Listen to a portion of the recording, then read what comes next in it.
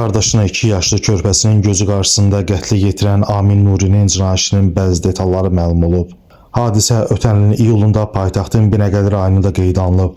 Belə ki, aparılan istintaqla müəyyən edilib ki, Amin Nuri onunla eyni həyətdə yaşayan qardaşı Aslan Nuriyevlə münasibətləri pis olub.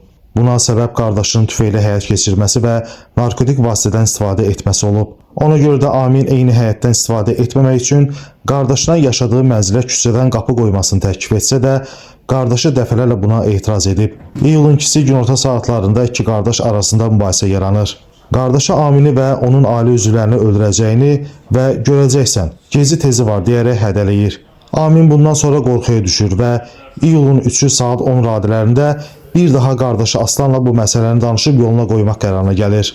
İttiham haqqında göstərilib ki, Amin evin mətbəxindən bıçağı götürüb Aslan Nuriyevin yaşadığı mənzilə daxil olub.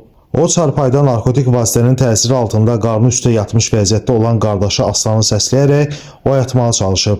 Lakin Amin qardaşının saymamazlıqdan ona cavab vermədiyini düşünərək hirslənib. Bu məqamda Amin qardaşının yanında olan 2 yaşlı qızının gözləri qarşısına onun boyun, döş qəfəsi və qarın nahiyələrindən ümumilikdə 32 bıçaq zərbəsi indirib və nəticədə qətlə yetirib. Bununla da Amin Nuriyə qarşı Cinayət Məcəlləsinin 120.2.4-cü, yəni xüsusi amansızlıqla və ya ümumi təhlükəli üsulla adam öldürmə, 120.2.9-cu, yəni təqsirkar şəxs üçün aşkar sürətdə köməksiz vəziyyətdə olan adamı öldürmə, habelə adam oğurluğu və ya girov götürülməsi ilə bağlı adam öldürmə və 157.1-ci, yəni Azərbaycan Respublikası qanunları ilə müəyyən edilmiş əsaslar olmadan mənzildə yaşayanın iradəsiz etdirən mənzilə daxil olma maddələrlə ittiham sürülüb.